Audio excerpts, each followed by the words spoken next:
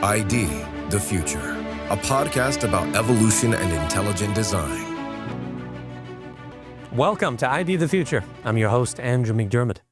Hey, I'm wondering, have you seen the new movie, The Story of Everything? It's a cinematic exploration of the cosmos that reveals the hidden hand behind our universe. From the precise laws that govern the stars to the intricate structures found in every living cell, the film traces evidence of intentional design throughout nature. It's based on Dr. Stephen Meyer's 2021 book, Return of the God Hypothesis. It's had a great run in theaters so far, and there are now new ways that you can enjoy the film with friends, family, and groups. So I recently caught up with my friend and colleague, Dr. Stephen Meyer, to ask him a few questions about how The Story of Everything has been received, and the exciting new ways that people can enjoy the film. Here's that exchange now. Steve, it's great to have you here for a quick update on this amazing movie, The Story of Everything. I'm not sure if our viewers have seen it yet. It was in the theaters, and now it's available for streaming. So I just wanted to ask you a few questions about it. First, what was it like watching this movie finally on the big screen? Well, it's kind of fun to go see not only my own mug on the screen, it's always a little startling, but to see all my colleagues who contributed so beautifully to the story that was told in The Story of Everything. Yeah, what an ensemble of scientists and scholars along with you for the journey. And the visuals, I mean, what a stunning feast of visuals it was. And I understand that you worked very carefully with the film team to just really get each visual just right. And what did you think of the cutting edge animation? Well, that was one of the things that we heard a lot about, was the stunning visuals, but also the visuals were very accurate scientifically. So there was a great interplay between artistic sense and scientific accuracy and concern to get that right. The wonderful thing was seeing the film on the big screen. I'd been giving feedback based on seeing little snippets on my iPhone, and then to see it in that eye-popping way on the big screen was fantastic. But we've also been able to see it on a large television screen at home, and it's pretty spectacular on that aspect ratio as well. Yeah, I was just amazed, and I enjoyed the fact that I could take family and friends, and even my kids, who are middle school, age, and they got excited about it. They grasped a lot of the concepts once they could see it on a big screen. I got emails from people around the country telling about the reaction that people had in the theaters. Very oftentimes people sat quietly while the credits were rolling for some time, and then had long, thoughtful conversations with each other. But one email I got from someone, I think it was in Atlanta, said that their 12-year-old had declared it their all-time favorite video. So really? So I think it was connecting with people across the ages. We also got an email from a 70-year-old man who was a physicist, who'd been a lifelong agnostic, who walked out of the theater having had an epiphany and realizing that God must exist after all. A gentleman here in the Seattle area, his older brother is suffering from Parkinson's and has been really closed to the idea of any kind of religious belief. And the younger brother took the older brother to see the film. They didn't leave the theater for 45 minutes, sat where they had seen it, how the credits rolled in the dark, and had a really deep spiritual conversation that apparently had been long in coming. And wow. The brother who was suffering from Parkinson's apparently broke down in tears, sensing that perhaps there was someone who cared after all. So very touching. What a beautiful place, actually, to have such a moment, in a darkened theater after you've been able to see the evidence on the big screen, and then you're just left in the quietness. It's a beautiful time to reflect. So the movie had a successful first week, right? And that's all we were guaranteed, but there was actually more, right? Well, right. After the first week, when we were in Washington, D.C. for the national premiere there, we had a national premiere in Dallas, one in Washington, D.C., very successful premiere here in Seattle as well. So we had different people who had been part of the film at these different premieres, answering questions afterwards, and that made it fun. But in D.C., while we were on the stage with the nationally known talk show host, Hugh Hewitt, who emceed the event in D.C., our senior producer, Brian Bird, received a text announcing that the film was going to be in theaters for at least another week. And it turned out that we not only got another week, but then we were extended a week beyond that. So Wow. that by far exceeded our expectations. And because of the success it had at the box office, very good numbers, we got a streaming deal with Amazon Prime very, very, very soon after. So that's already just come out this week. Okay.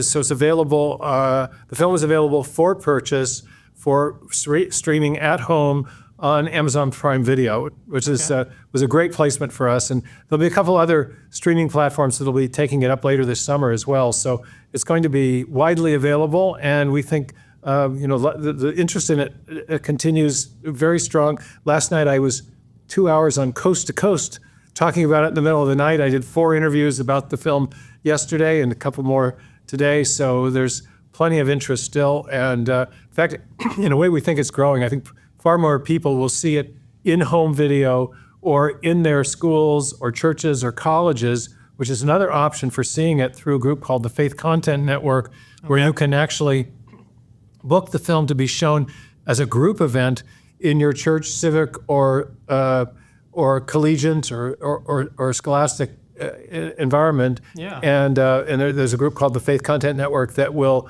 arrange that for you, and the film can be licensed for those special group events.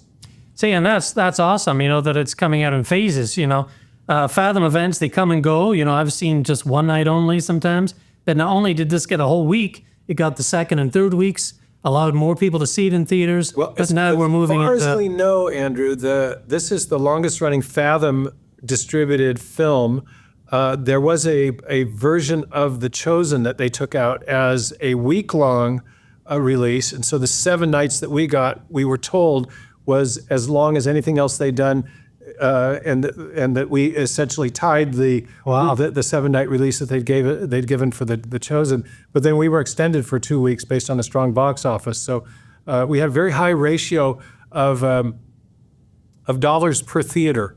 We didn't go out on a vast number of theaters, but people turned out, and the audience sizes were pretty good in the theaters on a night-by-night basis. So that was pretty exciting. And as I said, we did a couple of events where principals in the film turned up and answered questions afterwards. Mm-hmm. I did it 2 or 3 nights in our local Bella Bottega Theater in Redmond, Washington. Mm-hmm. And some people, it had been pre-announced in a few places in a classical high school where our own kids had gone to school. So some people came because they knew there was going to be a Q&A afterwards, but some people in the theater, of course, didn't. So they were rather shocked to see me emerge from the shadows to the front of the theaters. The credits were rolling to offer a discussion, and we had some very good discussions afterwards. Dr. Meyer in the flesh. Yeah, exactly. Yeah. And I understand I got my 15 minutes of fame. Yeah, so. Well deserved, and it's taken years to get to this point where we could release the movie. But what a spectacular effort! And I understand that you had even some red carpet showings, right? You got to dress up in a tuxedo. And I learned a new term. It was called a step and repeat. This is the setup they have with the banner and the red carpet. And you step up, get your picture taken, and then new people come up and get their picture taken with you. So that's, I guess, the source of the repeat idea. Okay. All right, so... I should mention, Andrew, that one of the things that's most exciting to me is that we've had a number of campus groups come to us and say, look, we are very interested in using this film and taking it out internationally on campuses all around the world.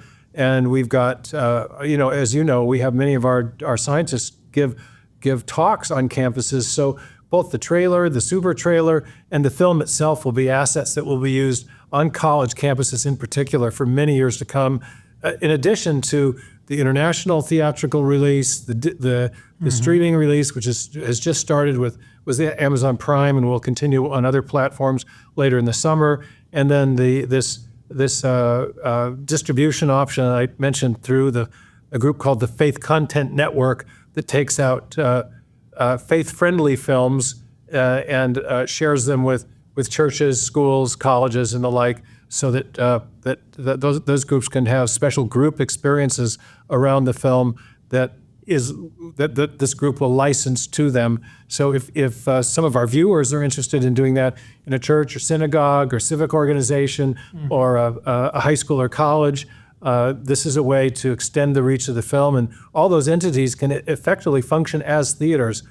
So it's an exciting option. Supporters should get in touch if they want to know more about that. And Andrew knows how to direct him to the right person. This is the company called Collide that helped us promote the film. Yeah, anyone who's interested in that aspect, we can get information to them. So families can watch it in home at this point. Right. They can invite people over, start conversations.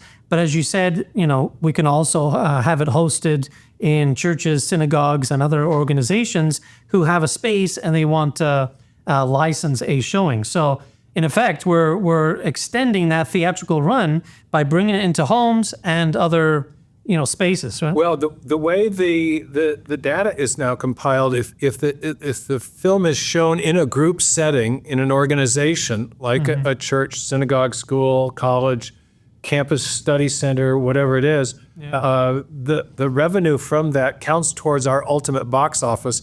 Right now, the film is already ranked number 14 all time in box office for faith-friendly films. Okay. I should mention we have resisted the label of faith-based film. Right. It's not a faith-based film. It's a science-based. It's a science-based film that happens to be faith-affirming. Yeah. But in the space of faith-friendly films, we're currently ranked 14th out of, I think, 115 or something total films that have gone out into theaters. And the revenue that keeps coming in from these showings accrues to our total. And we have our sights set on number 10, getting in the top 10. So anyway, it's been a success by any measure. In addition, I think we found that the ratings on the what is it, the Rotten Tomatoes site, which is the go-to site for people that follow current films. We have a 92% approval rating, or what they call the popcorn rating, which apparently is extremely good. And we were well ahead of Meryl Streep during the time we were both in theaters, and well ahead of the Animal Farm film as well. So it was not only did we do well quantitatively with the box office numbers, I think we had good evidence that people very much appreciated the film as an artistic and scientific achievement. So yeah. That's wonderful. So a couple of options. Now we can watch it at home. We can watch it in a shared space at a church, synagogue. But this is one of those where there's also a book available, right? Because it was based on your book. Well, the film is in a way, if you want to take a deeper dive into the science that was discussed in the film and the story of the discoveries that were discussed in the film, the book Return of the God Hypothesis is the source document for the film. Although I should mention that we had so many scientists in the film who helped tell the story, and they have their own books. Michael Behe was featured, and we talked about his work on molecular machines, which goes back to his groundbreaking book, Darwin's Black Box. Douglas Axe was featured in the film. His book, Undeniable, was a source of many of the comments that he made. And so I think there were 5 or 6 people in the film who also had important books that we drew on. Luke Barnes in his book, The Fortunate Universe. Jay Richards in his book with Guillermo Gonzalez, The Privileged Planet. So the film, in a sense, synthesized, I think it's fair to say, 30 years of work advancing the case for intelligent design, advancing the cosmological and fine-tuning arguments, as well as the biological design argument. So all that was pulled together in a beautifully synthetic way. I think it's part of the reason it took 4.5 years to produce the film, but I think the final product made the effort worthwhile. Yeah. Well, now's the time to see it. If you didn't catch it in theaters, again, it's now available on Amazon Prime Video for purchase. So that's an opportunity to watch it at home, bring some friends over. And then it's also available in your shared spaces like churches, synagogues, and campus groups. Anywhere where you can gather some folks together, you can license a showing and just start conversations there as well.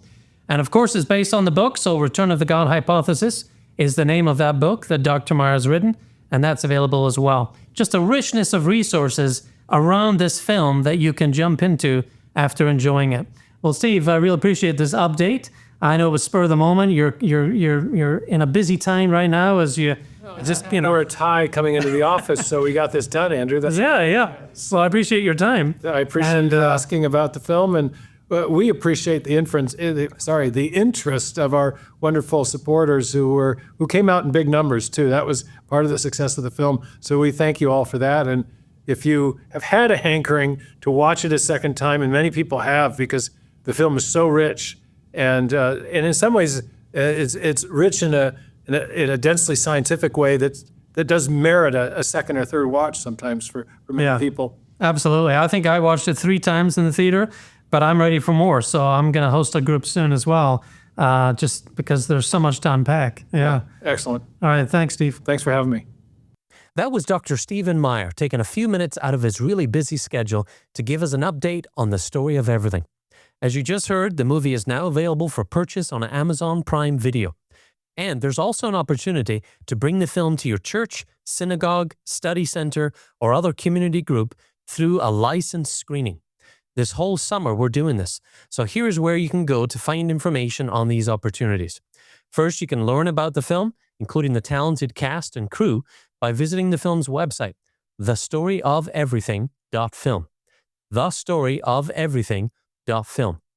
That's where you can go to learn about the movie and the cast and the crew. Now, for the most up-to-date information on how you can bring it into your home or view it in your church or your synagogue or your study center, that's a different website. Here it is now, discovery.org/story. Discovery.org/story. Those are the places you can go to learn more information about this exciting movie and how you can access it now.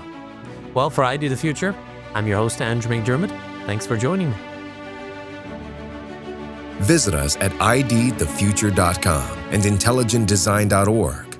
This program is copyright Discovery Institute and recorded by its Center for Science and Culture.